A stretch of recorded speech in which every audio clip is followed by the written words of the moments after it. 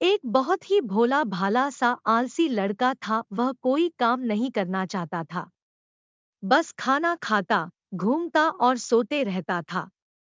एक दिन उसे किसी ने बताया कि एक आश्रम है जहां पर कुछ नहीं करना पड़ता है और हर दिन 2 समय का खाना और नाश्ता मिलता है, तुम वहां जा करके रहो। उस आलसी लड़के ने सोचा कि ये तो बहुत ही बढ़िया है और वह उस आश्रम में जाकर रहने को सोचा और फिर वह भोला भाला आलसी लड़का अपना सारा सांसारिक जीवन छोड़कर उस आश्रम में जाकर रहने लगा। आश्रम में गुरु जी रहते थे, वह कुछ समय सबको प्रवचन देते हैं।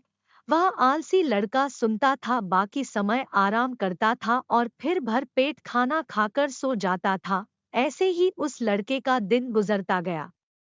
एक दिन उस आश्रम में कुछ भी नहीं बना। नाश्ते के समय नाश्ता नहीं मिला। उसने सोचा नाश्ता नहीं मिला, भोजन तो मिलेगा। अब भोजन के समय भी उसे भोजन नहीं मिला। लड़का दौड़ करके गुरु जी के पास गया और उसने पूछा कि आज भोजन क्यों नहीं बना। गुरु जी ने कहा कि बेटा, आज एकादशी है और जितने भी आश्रम के सदस्य हैं उनका उपवास है और तुम्हारा भी आज उपवास है, आज भोजन नहीं बनेगा।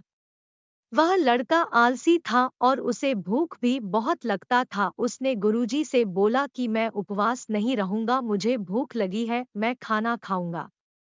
गुरुजी ने बोला ठीक है, जाओ भंडारे में से सामान ले करके आओ और आश्रम में नहीं बाहर ले जा करके बना लो, लेकिन याद रखना भोजन बनाने के बाद सबसे पहला भोग भगवान को लगाना और फिर तुम प्रसाद पाना।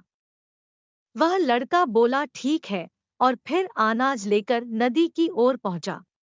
भोजन पकाने लगा, तैयार हुआ, उसके बाद कहने लगा कि भगवान श्री राम आइए, पधारिए, भोग लगाइए। अब जब उसे लगा कि भगवान तो आ नहीं रहे हैं, तो फिर कहने लगा कि मुझे मालूम है आपको तो अच्छा खाने की आदत है, मैं बना नहीं पाया और मुझे अच्छा भोजन बनाने भी नहीं आता, लेकिन जो भी रूखा सूखा बना है आकर खा लीजिए। भगवान श्री राम उसकी सरलता पर बहुत ही प्रसन्न हुए और उस लड़के को दर्शन दे दिए। उसने देखा कि भगवान श्री राम आए हुए हैं और उनके साथ में माता सीता भी आई हुई है। लेकिन लड़के ने सिर्फ 2 लोगों के लिए ही भोजन बनाया था, एक अपने लिए और दूसरा भगवान के लिए। और अब क्योंकि भगवान के साथ माता सीता भी आई हुई थी, तो उसने उस भोजन को माता सीता और भगवान के सामने ग्रहण करने के लिए रख दिया। भगवान श्री राम और माता सीता ने भोजन किया और उसके बाद जब वह जाने लगे तो यह भोला सा आलसी सा लड़का बोला कि प्रभु, आप आए, दर्शन दिए, बहुत अच्छा लगा। मुझे खाने को कुछ नहीं मिला, लेकिन कोई बात नहीं, लेकिन आपसे एक विनती है कि अगली बार जब आप आएंगे तो कितने लोग आएंगे ये बता दीजिए, ताकि मैं उतने लोगों के लिए भोजन बनाकर रखा रहूं। भगवान श्री राम मन ही मन मुस्कुराए और फिर अंतर ध्यान हो गए। लड़का आश्रम गया, दिन बीतता गया और फिर एकादशी का दिन आया और इस बार उसने 3-4 लोगों के लिए अनाज ले करके खाना बनाने के लिए नदी के किनारे पहुंचा और उसने बड़े प्रसन्नता से भोजन बनाया और इंतजार करने लगा कि प्रभु आइए और भोग लगाइए। इस बार लड़का देखता है कि भगवान श्री राम पूरा राम दरबार लेकर के आए हैं, जैसे माता सीता, लक्ष्मण, भरत, हनुमान जी और सभी लोग आए हैं। लड़के ने 3 से 4 लोगों का भोजन बनाया था और इस बार भी भोजन कम पड़ गया। लड़के ने निराश होकर भोजन को प्रभु के आगे रख दिया। उन्होंने भोजन किया और फिर चले गए और इस बार भी लड़का फिर से भूख रह गया। अब लड़का फिर आश्रम गया, दिन बीतता गया और फिर एकादशी का दिन आया और इस बार गुरु जी से कहने लगा कि गुरु जी, मुझे इस बार थोड़ा ज्यादा आना चाहिए। गुरु जी सोचने लगे कि यह इतना सारा अनाज का करता क्या है, कहीं इसे बेचता तो नहीं है। फिर उन्होंने कहा कि ठीक है, भूख से परेशान रहता है। लड़के ने कहा कि नहीं गुरुजी, मैं भूख से परेशान नहीं रहता हूँ, प्रभु के साथ बहुत लोग आते हैं, उनको भी तो भोजन करना पड़ता है। गुरुजी को लगा कि लड़का पागल हो गया है, लेकिन गुरुजी ने सोचा कि चलो एक बार चलकर देखते ही कि लड़का इस अनाज का करता क्या है। वह भोला सा लड़का अनाज ले करके नदी के किनारे पहुंचा और इस बार भोजन बनाया नहीं। उसने सोचा कि प्रभु हर बार ज्यादा लोगों को ले करके आते हैं, इस बार वह जितने भी आएंगे खुद बना करके भोग लगा लेंगे। और फिर प्रेम से प्रभु को बुलाने लगा। गुरुजी ये सब छुपकर देख रहे थे कि ये भोजन तो बनाया नहीं और प्रभु को बुला रहा है।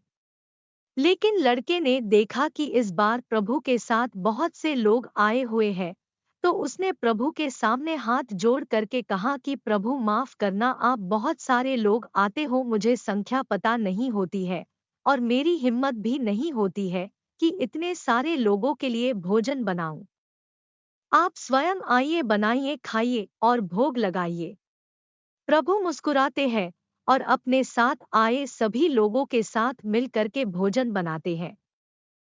गुरुजी ये सब छुप करके देखते हैं और फिर लड़के के पास आ करके कहते हैं कि तुम ये कर क्या रहे हो। लड़का कहता है कि गुरुजी आपको दिख नहीं रहा है कि भगवान श्री राम पधार चुके हैं, माँ सीता आई हुई है, हनुमान जी आए हैं और भी सभी लोग आए हुए हैं, भोजन बन रहा है।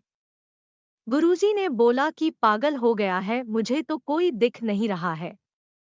लड़का गुस्सा हो गया और बोला प्रभु आप ये क्या कर रहे हो, एक तो मुझे भूखा रखा है और गुरुजी को दर्शन नहीं दे रहे हो, जो मुझे पागल समझ रहे हैं, कृपा करके गुरुजी को दिख जाओ। भगवान बोले नहीं, मैं इन्हें नहीं दिख सकता। लड़का बोला क्यों नहीं दिख सकते, मेरे गुरुजी तो बहुत महान है, बहुत बड़े ज्ञानी और ज्ञाता है। भगवान बोले हाँ, ज्ञानी और ज्ञाता होंगे लेकिन तुम्हारी तरह सरल नहीं है। जो सरलता तुम में है वो तुम्हारे गुरुजी में नहीं है। लड़के ने ये बात गुरुजी से कह दी कि भगवान श्री राम कह रहे हैं कि आप में सरलता नहीं है, आप मेरी तरह सरल नहीं है, इसलिए आपको नहीं दिख सकते। गुरुजी की आंखें नम हो गई और रोने लगे कि और बोले कि बिल्कुल सही कहा, मेरे अंदर तुम्हारे जितना सरलता नहीं है। और फिर माफी मांगने लगे। फिर भगवान ने गुरुजी को भी दर्शन दिए। ये कहानी हमें सिखाती है कि जीवन में सरलता सबसे आवश्यक है। जितने सरल बने रहेंगे उतना जीवन में आगे बढ़ते चले जाएंगे। जब आप सरल होते हैं तो आप खुद भी मुस्कुराते हैं और दूसरों को भी मुस्कुराने की वजह देते हैं।